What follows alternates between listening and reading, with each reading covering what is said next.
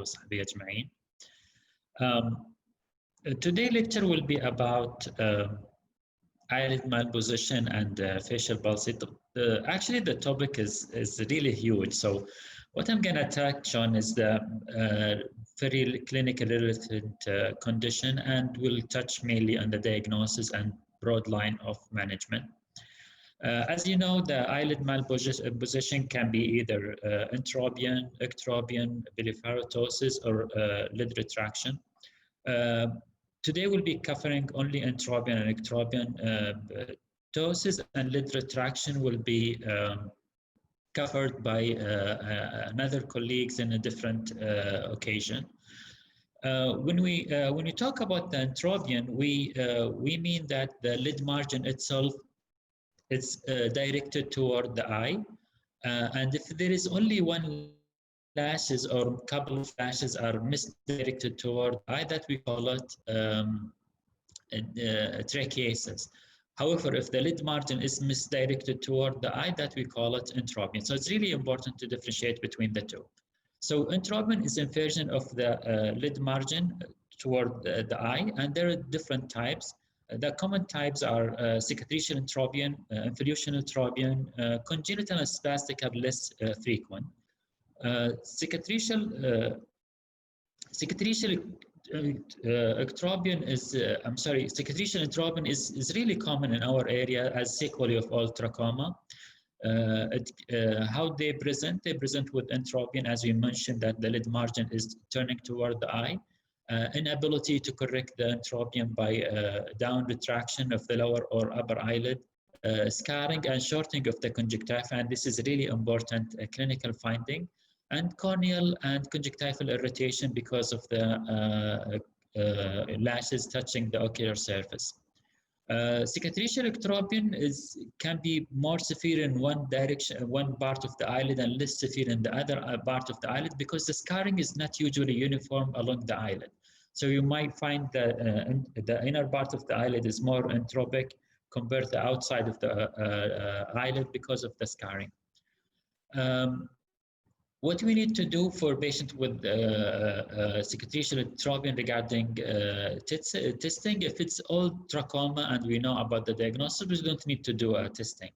However, if a patient is having ocular cicatricial process, we need to investigate them for immunostudies for mucous membrane pemphigoid and other immunological diseases. If the patient is having active trachoma, which typically they don't present with entropion, they present with conjunctivitis and discharge, you may do trachoma culture and look for GIMSA stain for the trachoma itself. Here's a slide just to show you what I was talking about is the in cicatricial entropion, you don't see the lid margin uniformly entropic, meaning if you look at the meibomian orifices in this picture,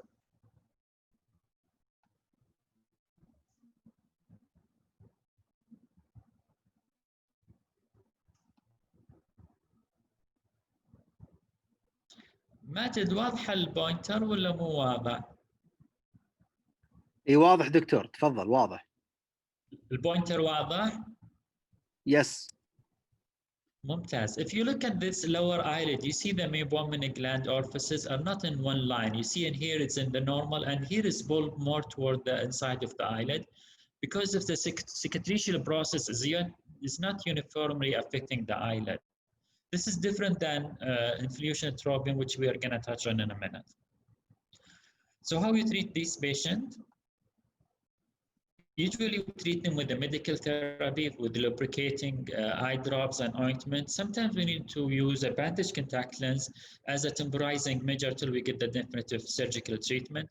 What the surgical option we have anterior lamellar repositioning, lid margin rotation, tarsal fracture, mucous membrane grafting with spacer, and sometimes we find one surgical procedure to get the appropriate correction for the patient.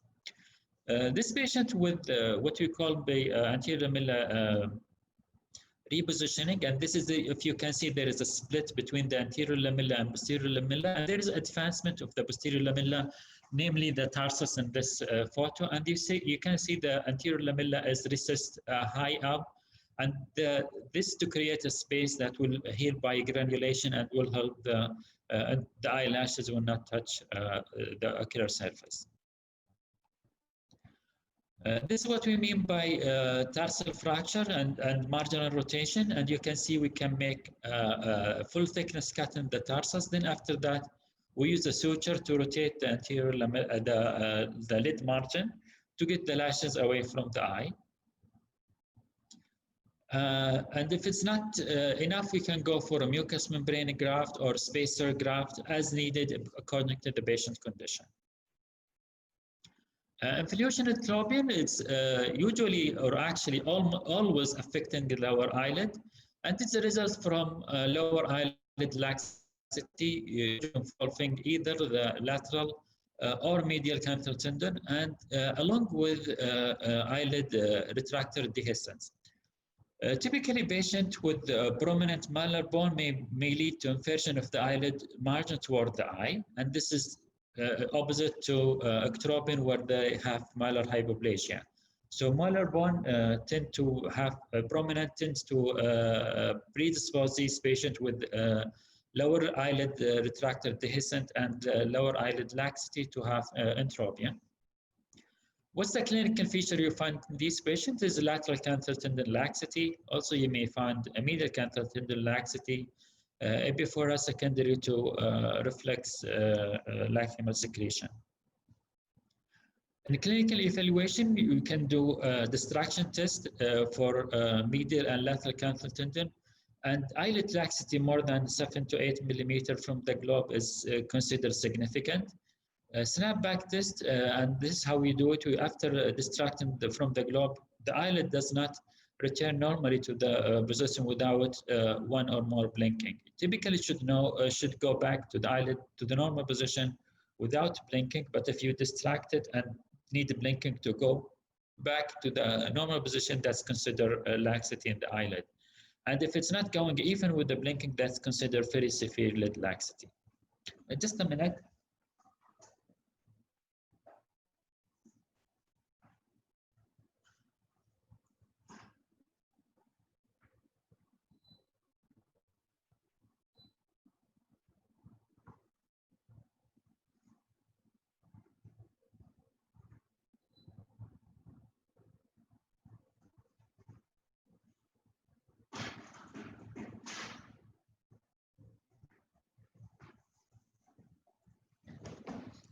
Okay. So this is what we mean by to measure the laxity. You can pull the eyelid away from the globe and measure. If it's more than 8 millimeter, consider significant laxity. And here, if you look at the picture, the clinical picture, you can find the entropion is uniform. And this is typical for involution entropion because the laxity is not in one side more than the other. So the eyelid turning toward the eye is uniformly turning toward the eye. And this is opposite to what we describe for segmentation entropion, where the entropion may be more on one side of the eyelid compared to other side. Involution entropion, usually if it's how we treat it, if it's mild to moderate entropion, we can do a lateral canthal strip procedure with horizontal shortening of the lateral canthal tendon with the re-approximation of the tendon to the inner aspect of the lateral orbital rim. In case of severe entropion, it required reinsertion of the dehiscent lower eyelid retractor to the inferior tarsal plate with lateral tarsal strip procedure. Again, just to emphasize that involution entropion, it occurs only in the lower eyelid. It doesn't occur in the upper eyelid. This just to describe for you briefly the lateral tarsal strip. As you can see, we give local around the lateral canthal area. Then we do canthotomy. Then after that, we dissect and create the lateral tarsal strip. We dissect between the anterior lamella and posterior lamella. And here we are separating the anterior lamella from posterior lamella, and we create the lateral tarsal strip. Then after that, we deepithelize the conjunctiva from the tarsus, so we can reinsert it to the lateral orbital rim. Typically, why we do the deepithelization? Because if you implant epithelium inside deep to the orbital rim, you may create a risk for inclusion cysts because of epithelial lining present deep in the orbit. Then after that, we use suture to attach the lateral tarsal strip to the withinal tubercle in the lateral orbital rim. Then after that, completing the suturing. This is just to describe the lower lid eyelid, lower lid retractor reinsertion. Either you can do it transconjunctival or subciliary incision. You dissect between the orbicularis and orbital septum till you find the lower eyelid. Till you find lower eyelid retractors. Then after that, reinsert them with the absorbable suture. Typically, I use 505 suture to reinsert them to the lower border of the tarsus and the lower eyelid. And here just a schematic to show you from the lateral. So the lower eyelid retractor is reinserted to the lateral, to the lower border of the tarsal plate. Then after that, you can close the subciliary incision with either absorbable or non-absorbable sutures. Acute spastic entropion. Typically, the acute it's occur as a result of irritation with inflammation of the conjunctiva and the lower eyelid. Underlying evolutional changes may occur, such as lower eyelid laxity and lower lid retractor in some patients with acute spastic entropion. What do you see clinically in these patients? You see sign of inflammation and sometimes edema. And sometimes you may see lower eyelid laxity because of the continuation of the acute spastic entropion. And with these patients, you see corneal changes with corneal epithelial erosions. And the key diagnostic criteria is the resolution with the entropion when the cause of the irritation is removed and the inflammation is resolved. In some cases, constant involution entropion may eventually be seen in patients who are having initially acute spastic entropion. How we treat patients with acute spastic entropion? We treat them with a medical treatment by treating the underlying condition. And sometimes maybe we need to do bandage contact lens, and you may need to do also botulinum toxin injection to relax the orbicularis muscle.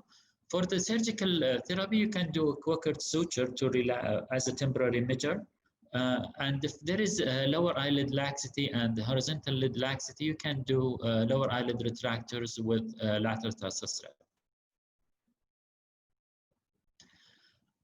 Ectropion is the opposite, which meaning outward turning of the lid margin, and that can be congenital, involution, paralytic, cicatricial, or mechanical. Lower eyelid horizontal laxity usually involve either the lateral or medial canthal tendon, as we mentioned before. And because of the gravitation effect, the inversion of the eyelid margin will be away from the eye.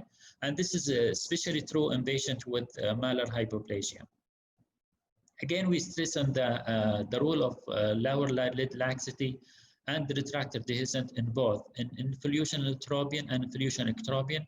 And the malar prominent is more on patient with entropion, and malar hypoplasia, meaning the maxillary bone is hypoplastic, more in the patient with ectropion. What the clinical feature? You find patients with lateral canthal tendon laxity, medial canthal tendon laxity, and also chronic irritation with epiphora because of the irritated ocular surface in the involved eye. How you do the clinical evaluation? As we mentioned before, for the involutional entropion, we do a distraction test for medial and lateral canthal tendon, and you check for eyelid laxity, and you do a snapback test for checking the laxity in the involved eyelid. Again, involutional ectropion occurs only in the lower eyelid, doesn't occur in the upper eyelid. What the treatment? We can do a medical treatment by lubricating, but the different treatment is for surgical treatment. For the medial ectropion, if it's mild, we may do some cautery for the posterior surface of the conjunctiva to correct the punctal ectropion. For mild to moderate ectropion, we can do posterior approach, and to tighten the medial and to tighten lower lid retractor and along with the lateral tarsal strap. For a severe ectropion, and this is present with a lower eyelid laxity and sometimes maybe some skin deficiency, and we need to add skin graft if it's needed for these patients. Again, for the ectropion, we just mentioned that if it's mild to moderate, we'll do a lateral tarsal strip with the horizontal shortening of the lateral canthal tendon. And we can do lateral tarsal strip with the lower lid retractors for the severe one. What about the cicatricial ectropion? How do they clinically present? They present because of the shortening in the anterior lamella of the unfold eye, and that can be evaluated easily with examining the anterior lamella. And these patients sometimes may have lower lid laxity associated with them. With the cicatricial ectropion, they may have cicatricial eyelid margin, keratorization of the lid margin, and also sign of ocular exposure and corneal irritation. And when you ask the patient to open the mouth, the lower lid retracts more and more because of the short anterior lamella. The treatment, the surgical treatment, typically the cicatricial ectropion should be treated with surgical intervention. Medical treatment can be used as a temporary measure. The surgical treatment occasionally combined with the horizontal shortening alone may enough for the eyelid if the cicatricial changes is mild. However, if they have significant cicatricial changes, we need to address the short in the anterior lamella. The standard approach is a vertical cicatricial traction. It's a surgical excision of the fibrous tissue, and sometimes add to it eyelid horizontal tightening horizontally. And if anterior lamella, if vertical length is not enough, and we may need to add full thickness skin graft. Some cases may improve with the mid-face lips, which is maybe eliminate the need for skin graft in some patients. This patient with the cicatricial ectropion because of acuteosis, as you can see, the ectropion affecting the lower eyelid more laterally than medially, but because of the short anterior lamella, we need to do anterior, because of the severe short lamella in this patient, we need to do a grafting for her. And the typical classical teaching is to do a skin grafting to improve it. In this patient, I use a mucous membrane graft, and also it gave her a good result. But typically, we need to use full thickness skin graft to address the anterior lamella, along with the horizontal tightening if there is any laxity present. Before we move to facial palsy, if there is any question that we can address before we move to a different topic. What happened? There is a question about, can you explain the distraction test? Distraction test is mainly you pull the eyelid down and you measure from the eyeball to the lid margin. As you can see in this, I'm gonna show you the picture in a minute.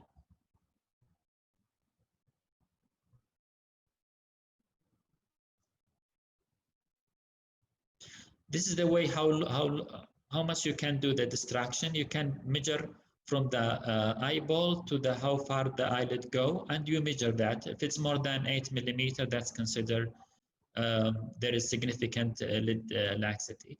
Also, you can do medial and lateral distraction. So you pull the medial eyelid laterally, and you measure and you see how long the punctum is moving. If it's reaching beyond the medial canthal tendon, medial limbus, that signifies significant medial canthal tendon laxity.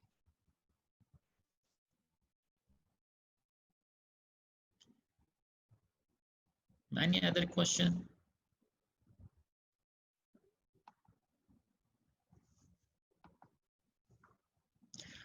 Okay, regarding the facial palsy, facial nerve is really important, not only for the functional, but also for the psychological and emotion of the patient. So Patients with facial palsy, they need really a multidisciplinary approach to helping rehabilitating them for both function and psychological part of their well-being.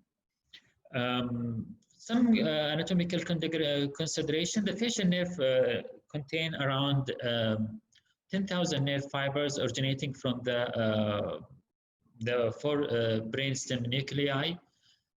Facial nerve nucleus controlling muscle of facial expression. Superior salivary nucleus innervating the lacrimal gland and salivary gland. The nucleus solitarius receiving fibers of taste from the anterior two-thirds of the tongue. So it's a motor and sensory nerve at the same time, the facial nerve. Trigeminal sensory nucleus getting sensory fibers from the small portion of the external ear. This is just a diagram to show you the pathway of the facial nerve. So it's originating from the brainstem, then it will pass through the middle ear and the inner ear, then middle ear. Then after that, it will go and exit through the stereomastoid foramen. Then it will pass through the parotid gland. Then we'll give multiple branches to supply the muscle of the face and also the lacrimal gland and the tongue. This is a classical picture for facial nerve, but it's not as simple as this. Typically, it's not like as clear as this in real life. So the branches is more of like a classic teaching to draw it and make it simple, but it's more complicated than this. So we have the temporal branch supplying the frontalis muscle.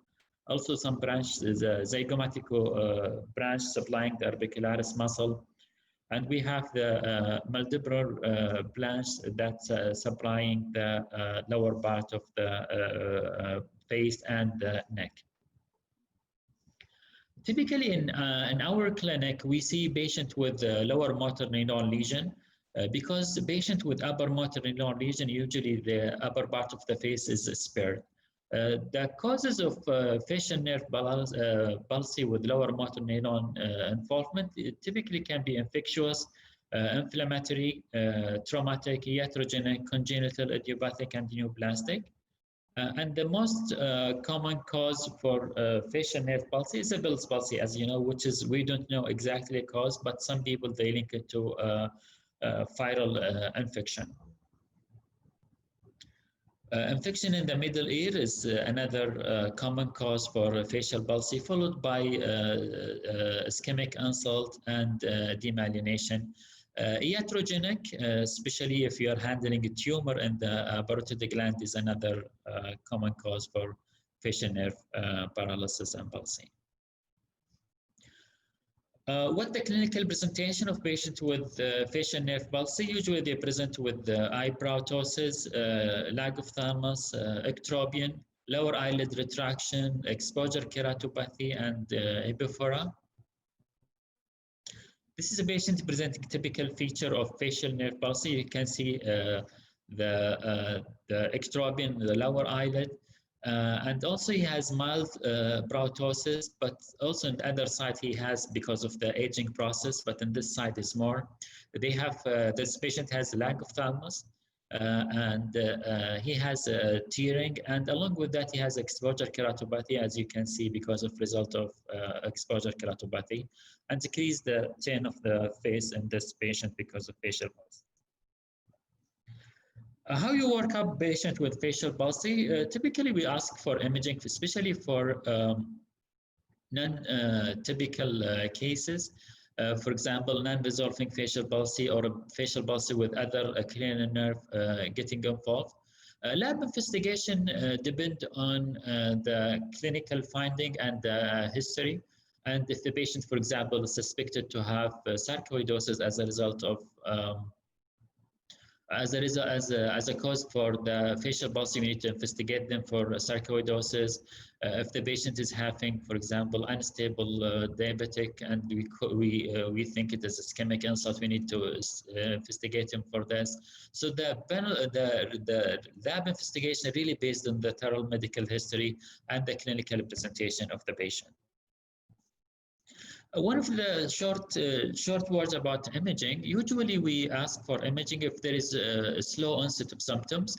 Typically, patients with Bell's palsy, they have sudden onset of symptoms. If a patient presents with a slowly progressing deterioration of the facial nerve function, we need to ask for imaging. Also, we need to ask for imaging if there is no return of function after 6 months of observation, and if there is recurrent ipsilateral or involvement of other cranial nerve, it's worth imaging these patients. And if you have any doubt, it's good always to image the patient and not to miss a serious condition that can be treated appropriately when it's discovered early. How you manage patients with facial palsy? Patients with facial palsy, really, as we talked before, need to be managed by different teams: ophthalmology, ENT, neurology, and also psychiatrists, because they really need to treat it from different aspects and help rehabilitating them in an appropriate right way.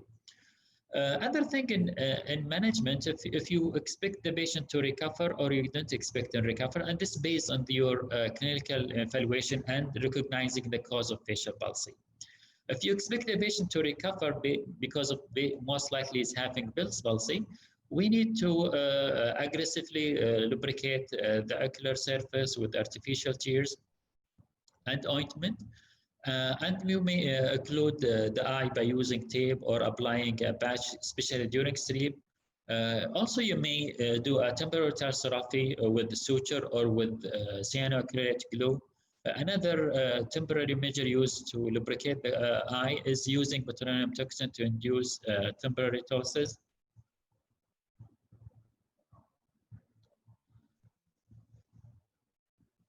This is one of the pictures just to show you the Tarsorrhaphy, which is very simple, that can be done in a few minutes and can help patient symptoms to improve. Important thing when you put a Tarsorrhaphy, you need to keep it for 2 weeks, not more than that, because if you keep it more than that, the skin may get affected and may get necrosis because of the pressure.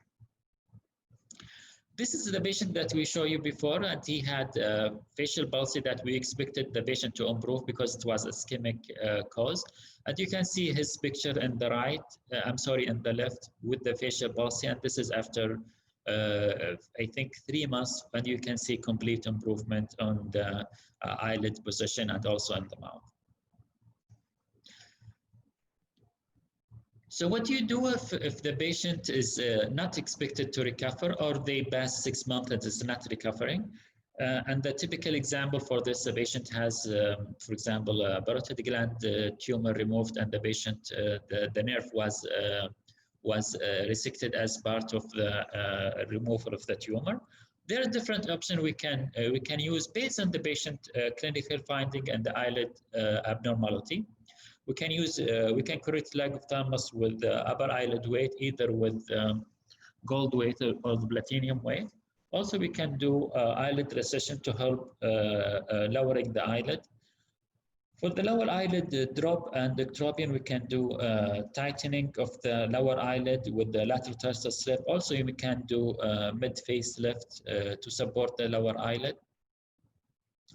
For the brow ptosis, you can do browplasty along with upper lid blepharoplasty if there is a huge amount of skin hanging over the eyelid. Here, just to show you a patient with improving the lag of thalamus or the blinking with the weight placement in the upper eyelid. This is the patient picture before. You can see he cannot blink, and this is after in the right after putting the weight, and you can see how's the blinking improve after putting the weight in the upper eyelid. So mainly the weight in the upper eyelid to improve the blinking and lubricating the ocular surface. It's just to show you the picture of gold weight placed in the over the tarsus, and that we secure it either with a permanent suture, which I prefer, or you can use factual suture. That's another option.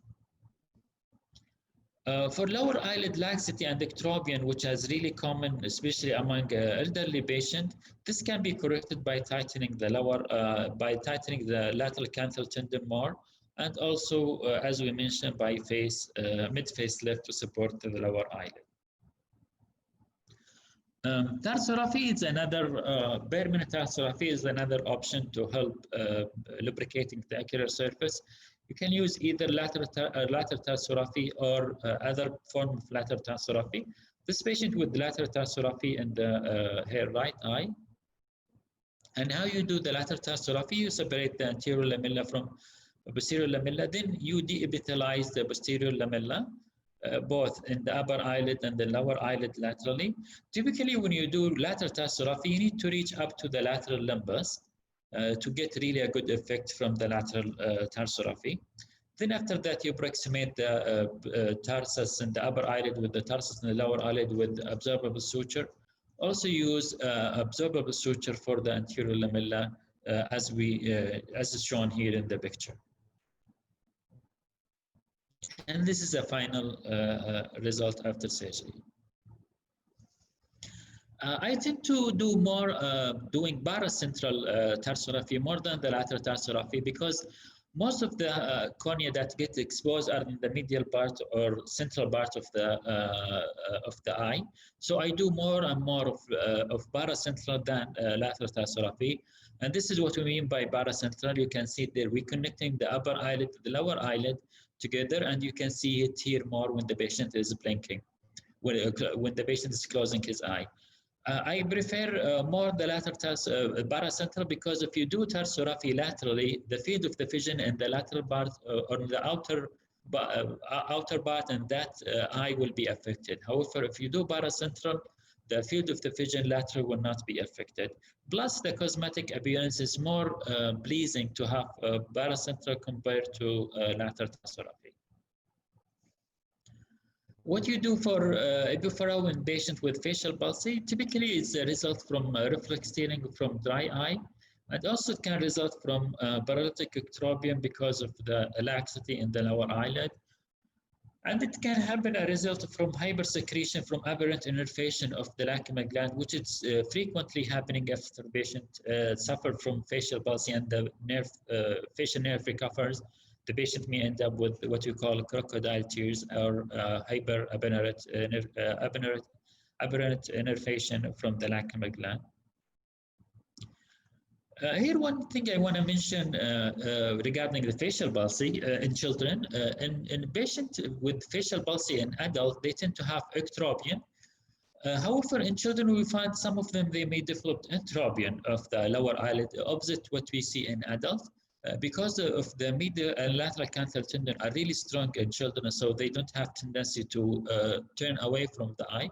So there is a chance for this of entropion to happen in these children, especially children with prominent malar bone. Like in this child who had facial palsy in the left side, sorry, as a result of otitis media. Didn't improve because of permanent damage and the facial nerve, and she underwent surgical correction to correct the lower eyelid entropion, as you can see in this picture. This is another patient with facial palsy that's affecting the left eye. Here I want to highlight the lower eyelid retraction. You can see the lower eyelid retraction in the left side compared to the right side. And this is because of facial palsy. Also, he has compromised frontalis function. As you can see, he's trying to raise his brow. However, if you can see the brow position he's not having severe browtosis because in young patients, the facial connection are really strong and they don't tend to have browtosis very clear compared to elderly patients. So the laxity of forehead and eyebrows developed with time and resulting in the inferior migration of the eyebrow. Patients with congenital or childhood acquired tend not to have browtosis because of the subsequential strong facial connection. Here is another patient just to show the lower eyelid retraction and the right side because of facial palsy. As we talked before, facial palsy is the main supply for the cheek and the facial muscle. Patient with congenital facial palsy, they may end up with atrophy in the cheek because of the loss of the innervation of the muscle. So this is one of the signs you can see in patient with congenital or childhood acquired facial palsy, the atrophy in the side of the face that affected by the facial nerve.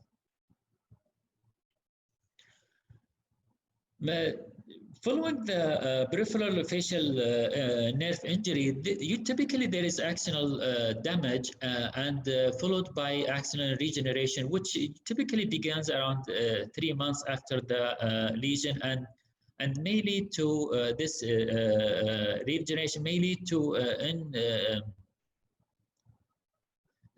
inevitably to clinically evident or subclinically hyperactivity of previously paralyzed muscle. And we see this more common after Bell's palsy. The nerve itself recovers.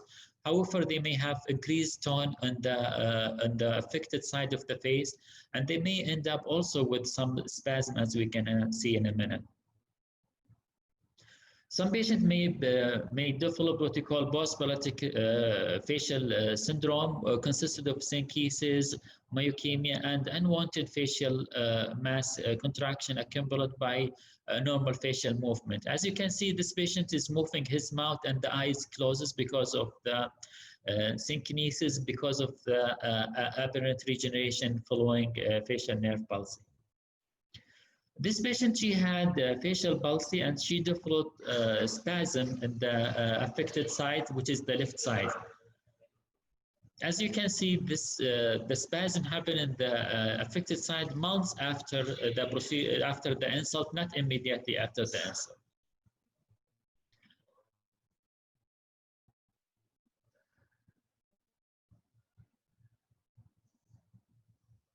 Other common presentation of patients with hyperactivity in the affected side after healing from facial nerve palsy is to have the eye in the affected side is smaller than the normal side. And this is a frequent complaint of patients who had history of facial palsy that recovered with hyperactivity in the involved muscle. So how we treat this hyperactivity? We treat it with a botulinum toxin, as you know, and we handle it as we handle patient with blepharospasm or essentially blepharospasm. The only difference is we need to use a smaller dose because patient with post-paralytic spasm or hyperactivity in the orbicularis muscle after facial nerve palsy, they are very sensitive to the botulinum toxin.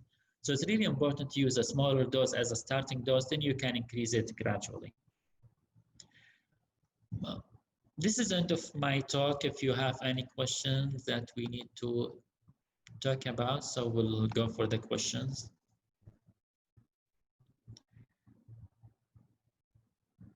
There is a question about what surgical procedure you do for Entropion and congenital facial nerve palsy. Usually I do a lower eyelid retractor repair. Reinsertion. Other option you can do tarsal fracture again. But myself, all the cases I did was were lower eyelid retractor reinsertion.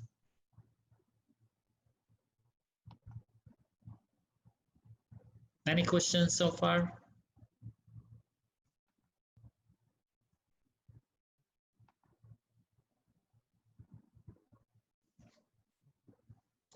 What's the role of steroid in treatment of facial palsy? Maybe I'm not the best person to ask about it, but you can ask the neuro-ophthalmologist about it. But it has a role, especially if discovered early. And multiple studies, they showed good evidence of using it, especially in the ENT literature. So if you diagnose a patient with Bell's palsy, the patient really deserves to be given a steroid to improve the outcome and the recovery, especially in patients with Bell's palsy. They have edema around the facial nerve and the facial nerve canal. When you give steroid, it will help decreasing the edema in that very tight area, and that will help their recovery. What are the site of Botox injection in facial palsy? It depends on the involved part. For example, if a patient is having spasm in the around the orbicularis and also in the face. You can inject all these involved area. If a patient have aberrant regeneration with tearing from the eye with the eating, you can inject the lacrimal gland with the botulinum toxin. So it really depends on the involved site and what you really want to achieve with the botulinum toxin. What are the signs of lower eyelid retractor disinsertion? It's the laxity of the eyelid because of the laxity in the lower or dehiscent in the lower eyelid retractors. Why we use gold implant, not other material? Because of it's better tolerated by the body, along with the platinum. Also, it's really better tolerated by the body. So this is why we use either gold or platinum, because of the tolerance and less rejection rate compared to other materials.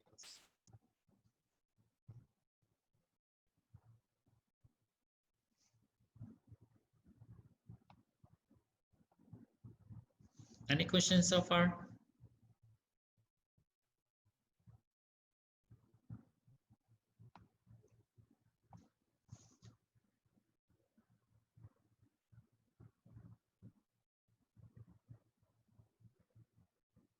There is a question from Dr. Rakan. Did you encounter refractory eye twitch that really bothered the patient for a long time? After facial palsy, yes, we see it a lot. Actually, we did a study to look at the hemifacial spasm in our population and the cause for it. We found 50% of our patients had a history of facial palsy. And the sample size was around, I think, 80 patients who had who has hemifacial spasm. 50% of them had the history of facial palsy, and they recovered with post-paralytic spasm. And typically, we treat it with the botulinum toxin, as we just talked about.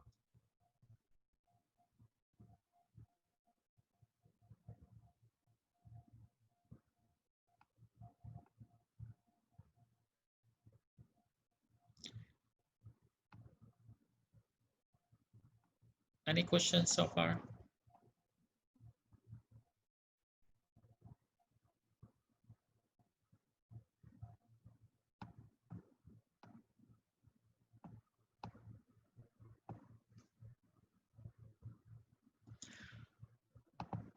Okay, thank you so much, and I wish you enjoy the grand round and be safe, and I wish you all the best for you.